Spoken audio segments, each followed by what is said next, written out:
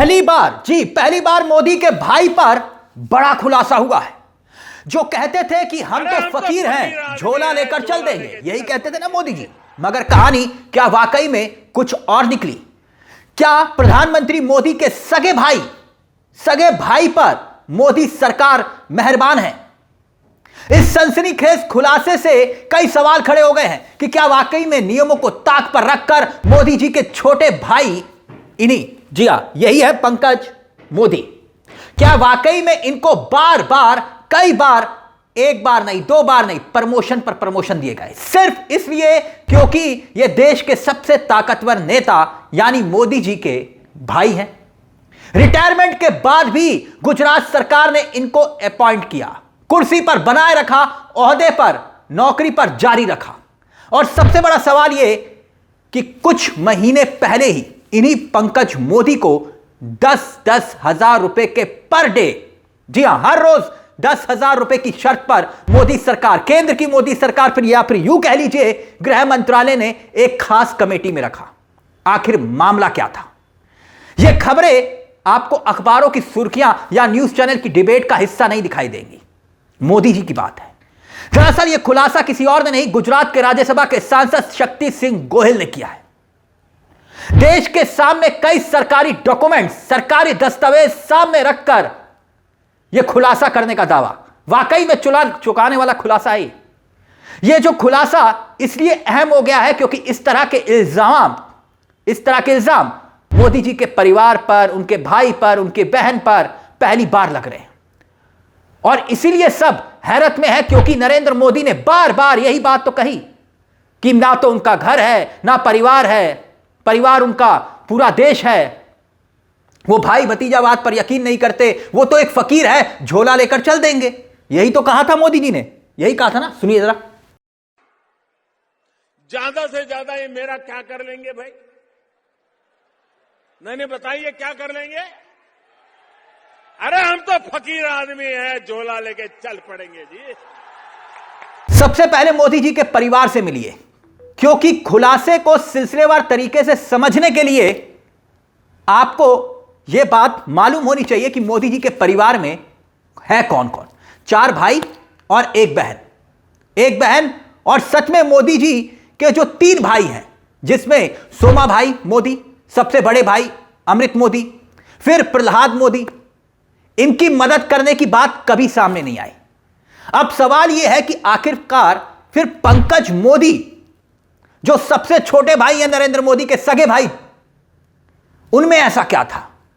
मोदी की सरकार चाहे वो गुजरात में हो या फिर मोदी की सरकार दिल्ली में हो, मोदी की सरकार ने पंकज मोदी पर मेहरबानी जारी रखी। जो डॉक्यूमेंट्स दिखाए शक्ति सिंह गोहिल ने, उनका कहना था, उनका दावा था कि यह सरकार के डॉक्यूमेंट्स है, सरकारी दस्तावेज। और सबसे पहले शक्ति सिंह गोहिल ने, जो राज्यसभा के सांसद हैं, खुलासा करते हैं एक के बाद एक कई खुलासे। खुलासा नंबर 1, प्रमोशन तक की बात आई, उस पर हम आएंगे, मगर खुलासा नंबर 1 वो ये कि इन्हीं शक्ति गोहिल साहब का कहना है कि भाई 25 अक्टूबर 2025 को, यानी कुछ महीने पहले, भारत की सरकार गृह मंत्रालय, मतलब गृह मंत्रालय अमित शाह के अंडर में जो आता है, इन्होंने एक ऑर्डर जारी किया, ऑर्डर पास किया पंकज मोदी के नाम का, यानी मोदी जी के सगे भाई। इनको सरदार पटेल की जो जयंती, एकता परेड निकलनी थी, 150वीं जयंती, याद होगा आपको, एक सिलेक्शन कमेटी बनी, tableau selection committee, tableau expert के तौर पर उसमें पंकज मोदी को रखा गया। अब शक्ति सिंह का यह कहना है कि यह पहली बात पंकज सिंह टैब्लो एक्सपर्ट नहीं है। उनका दावा कि यह एक्सपर्ट नहीं, फिर भी इनको कमेटी में रखा गया। और खर्चा सुनिए, एक्सपर्ट के तौर पर 10,000 रुपए पर डे के हिसाब से इनको रखा गया, सारी सुविधा मुहैया करवाई गई। और जब वो एक्सपर्ट नहीं थे फिर भी। पहले जरा सुनिए खुलासा नंबर 1, और दूसरा खुलासा और हैरत में डालने वाला, लेकिन पहले सुनिए क्या कह रहे हैं। जब जाके कुछ अधिकारियों ने कहा कि अब हम हाईकोर्ट में जाएंगे, गलत हो रहा है, तब कुछ महीने पहले उन्होंने वह पद छोड़ा। और वो अब जब वो पद छोड़ा है तो भारत सरकार इसको टैब्लो एक्सपर्ट मानती है। और उसको पर दिन 10,000 से वहां काम दिया गया। अब खुलासे नंबर 2 पर आते हैं। शक्ति सिंह ने यह भी कहा कि मेहरबानी सिर्फ दिल्ली में नहीं बल्कि गुजरात में भी जारी थी और शुरू से जारी थी। और इसका दावा करते हुए शक्ति सिंह ने एक और खुलासा किया। पंकज मोदी जो सबसे छोटे भाई हैं मोदी के, 1981 में गुजरात में इंफॉर्मेशन डिपार्टमेंट में क्लास 3 कर्मचारी थे। क्लास 3, सुनते जाइएगा। 1981 में जब मोदी जी मुख्यमंत्री बनते हैं गुजरात में, उसके बाद से इनकी किस्मत पलटती है।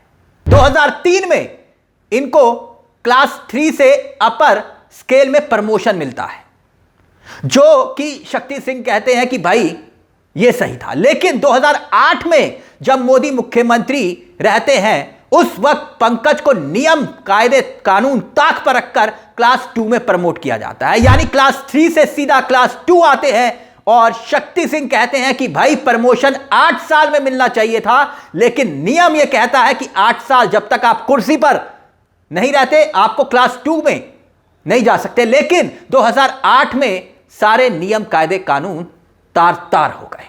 सुनिए जरा। यहां से गेम शुरू होती है। 2008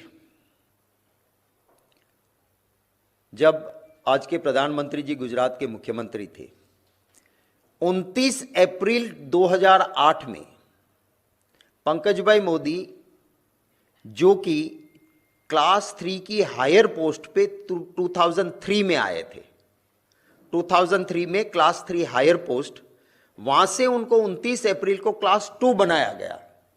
अब हमारा Gujarat civil services classifications recruitment rules 1967 है। वो रूल क्या कहता है कि अगर मुझे प्रमोशन क्लास 2 का मिलना है तो मैं जिस पोस्ट पे हूं वहां मुझे कम से कम 8 साल होना चाहिए। अब 2003 में जो क्लास 3 हायर स्केल में गए, उनसे आप 8 साल गिनो तो 2011 तक वो क्लास 2 नहीं बन सकता है, पर पंकज भाई मोदी क्लास 2 बन गए। अब सिलसिला यहीं खत्म नहीं होता। फिर आई बात खुलासा नंबर 3 की। शक्ति सिंह बताते हैं कि भाई क्लास 3 से क्लास 2 और फिर क्लास 2 से क्लास 1। क्लास 1 का मतलब समझते हैं आप? जैसे डिस्ट्रिक्ट मजिस्ट्रेट, कप्तान, बड़े बड़े ऑफिसर्स होते हैं, ये क्लास 1 के होते हैं। अब शक्ति सिंह का यह कहना है कि 2014 में फिर नियम में ढील दी जाती है और नियम को ताक पर रखकर इनको क्लास 1 में प्रमोट कर दिया जाता है। और बाकी के जो इनके साथी थे 2003 में, ये क्लास 3 में ही रहते हैं और ये क्लास 1 पहुंच जाते हैं। पंकज जी पर सरकार की मेहरबानी दिखाई दी गुजरात सरकार से लेकर दिल्ली तक प्रमोशन। ये देखिए खुलासा नंबर 3। क्लास 3 में जो थे वो क्लास 1 बने, उनके साथ भर्ती हुआ एक भी आदमी शेड्यूल ट्राइब या शेड्यूल कास्ट, मैंने आपको नाम दिए, वो एसटी और एससी होते हुए भी वो क्लास 1 नहीं बन पाए। सिर्फ एक आदमी क्लास 3 से क्लास 1 बना, और वो अब जब वो पद छोड़ा है। अब बात यही खत्म नहीं होती। शक्ति सिंह ने एक और खुलासा करने का जिक्र करते हुए कहा कि साहब ये सिलसिला यही खत्म नहीं हुआ। 2016 में, अब कहेंगे कि भाई प्रमोशन हो गया तो बात खत्म होगी, नहीं। 2016 में पंकज मोदी साहब रिटायर होते हैं। रिटायरमेंट के बाद उनको फिर से रीज्वाइनिंग मिलती है और यहां भी मेहरबानी साफ झलकती है, क्योंकि कहीं ना कहीं 2016 के बाद जब वो रिटायर होते हैं तो फिर वो बरसों बरस तक रहते हैं और जब तक कोर्ट दखल नहीं देता तब तक वो दफ्तर में रहते हैं पूरे रौब, रुतबे और रसूख के साथ। 2016 में उसकी एज हो गई, रिटायर होना था। रिटायर होने के बाद बाकी लोग चले जाते हैं। 16 से लेके बरसों तक वो जगह नहीं भरी गई। यही आदमी जो रिटायर हो गए हैं, उसी टेबल पे, उसी जगह पे, हमारे रूल्स कहते हैं कि रिटायरमेंट के बाद अगर रीअपॉइंटमेंट भी देते हो तो उसी जगह नहीं देना चाहिए जिस जगह का जो काम था, उस टेबल से हटाना चाहिए।